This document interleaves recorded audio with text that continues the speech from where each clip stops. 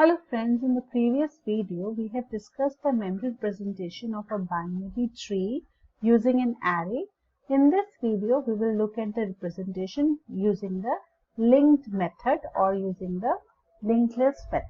Let us look at the storage of the tree.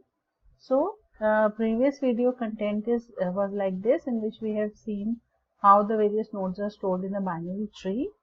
Now we will look at the linked representation. For making a linked representation, suppose this is your binary tree in which we have A, B, C, D, E, F, G nodes, and I want to store them into a linked representation. So first of all, I need to create a structure.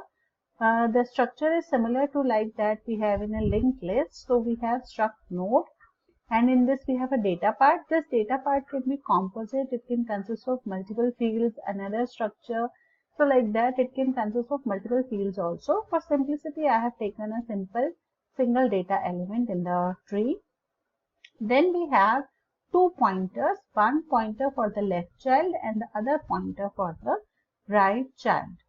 So as we can see here, first of all, we have the root pointer.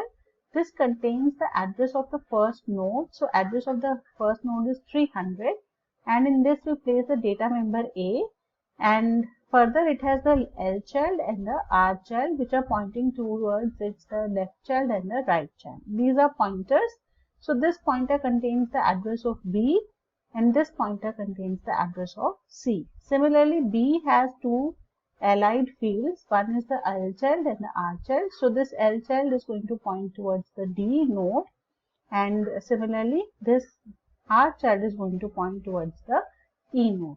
So I think this is not visible, so I will just reset my screen. So we can see here the B is pointing towards the D node, which has an address of 200. So in the L child pointer of the B node, we are storing 200, and the E node, which has an address of 900, is stored in the R child pointer. Similarly for C, F is the left child, so its pointer is stored in the L child, and similarly we have the G node's address being stored in the R child of the node C. So this kind of a representation is created using this structure. In the next video, I will show the insertion and deletion in a binary tree. Thank you very much for watching.